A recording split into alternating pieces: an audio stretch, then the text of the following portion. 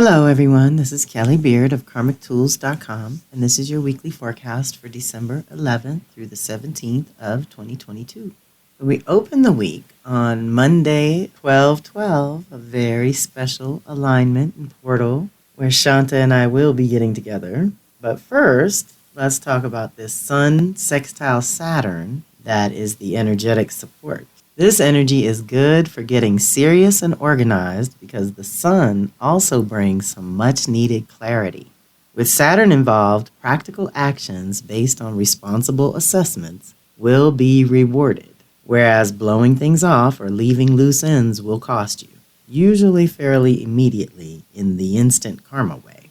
Even if this should happen to you, it's not personal, but Saturn's way of showing you immediately where your current limitations are. That's good information to have, especially when making choices and decisions. This activation gives you access to self-discipline and the ability to consider all your options before deciding on anything. This is a good time to focus on your professional goals if possible and start making a solid, feasible plan for the future.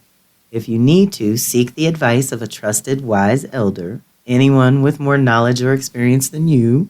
And if you can't actually do something in the direction of your goals today, take the time to meditate and connect to your plan mentally. So that's the perfect thing to do with us.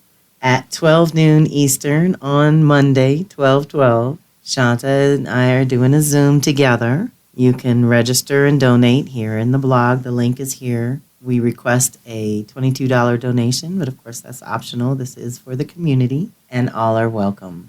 Then we jump to Wednesday, the 14th, when Sun will square Neptune. So check it. It's having an opportunity to gain some traction around your identity and purpose with Saturn. But we got to clear up some things with Neptune. We got to make some adjustments when there's a square. Got to make some choices and changes. And with Neptune, it's what you're believing. So we got to look into, are we believing the negative scenario and not using our imaginations properly, right? So worry and all that negative imagination where you imagine the worst case scenario, that's a poor use of your imagination. If you're going to imagine anything, imagine the best case scenario. Conversely, Neptune can make us delusional, where we're so keyed in on the vision that we're missing the reality in front of us and the details that it takes to make the vision possible, right? So when Sun squares Neptune, this activation can cause self-doubt, self-delusion, and an overall confusion that seems to be sourced within or self-directed. That's because it's the Sun activation. It's only temporary. This is just the universe's way of slowing you down so that you can see where your goals may have been a little bit unrealistic or based on potential instead of the reality.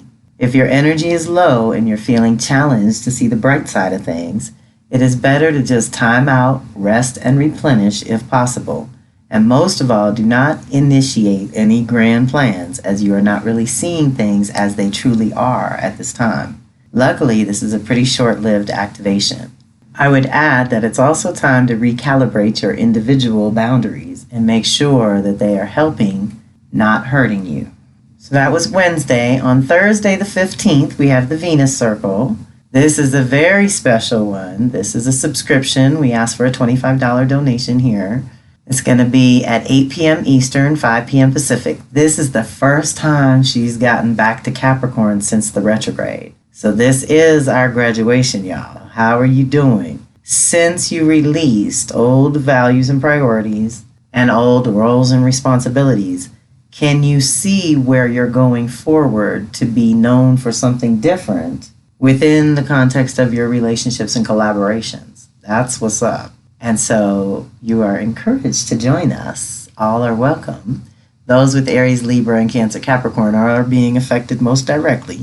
But we all have it somewhere, and God knows Pluto's there. At the end of this blog, I put a couple of replays that are all related. We just did the Mercury retrograde thing, and Venus and Capricorn is part of that. So there's a lot of things that are connected right now. Like our next activation, jumping to Saturday the 17th, when Mercury will trine Uranus for the first of 3 hits.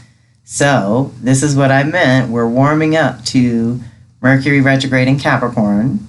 Venus is catching up with the moon in Capricorn. Pluto is teetering on the edge of the end of Capricorn, beginning of Aquarius, and is all part of the Mercury retrograde, the Mars retrograde, and the Uranus North Node energy in Taurus. So all this earth and air, oh my goodness, you all, I don't want to overwhelm you. I want you to be prepared. So maybe you should intuit which ones are best for you. The Taurus energy is going to be related to anyone with Taurus, Scorpio, Leo, Aquarius. Mars retrograde in Gemini is going to be related to anyone with Gemini, Sag, Virgo, Pisces. And the Mercury retrograde is good for anyone with Aries, Libra, Cancer, Capricorn. So there you go. A little bit of something for everybody. But this first hit is the beginning of Mercury's retrograde process. But a trine to Uranus is a blessing, and it means we're working something out with our higher mind, getting access to deeper insights that can guide and direct us at this time. But you know, when Uranus is involved, business as usual will not work. It's time to open up to the unusual, do something different, look at things from another angle, and watch the ahas start pouring in. Your intuition will be firing on all cylinders, giving you access to unprecedented clarity. While your thinking may lack discipline, your ability to access solutions to any recent or maybe even some long-standing challenges could be off the charts. This energy will not be contained, even though it is generally all mental. You really will have a hard time keeping up with the ideas, thoughts, concepts, and intuitions that come to you under this influence. So try to take notes that you can refer to later when the grounding will be necessary. Pay attention to the messages that come through and from others as well, since you never know how the universe will show up. This alone is an indication that whatever your consciousness may not have previously been ready to assimilate or process is awakening now to that which is just for you. So this is an awakening, but because of the retrograde, it's a process. You definitely want to journal for the next 3 months. It's just going to be so important for you to keep track of the things that you are awakening to, that are cracking you open. The liberating ordeal that we've been through over the last 1, 2, 3 years is culminating in the first quarter of 2023. So rethinking things with Mercury, reworking who we are and what we want with Mars, digging a little deeper with Uranus and North Node means we have to radically shift the direction and the path in some kind of way, with Taurus in a literal way, in our bodies, on the ground, where our basic essentials are: food, shelter, clothing, basics. We need to use these retrogrades for what they're good for, which is turning inward and making corrections and looking at things from another angle, like it said, and imagining and dreaming that what we would like to unfold in that first quarter and second quarter of the new year. So lots of goodies in this one. And you all know I need you to sign up by January. And I know the holidays are coming and people are going to be all caught up. But this Revelations class with Yeye is going to be off the charts too.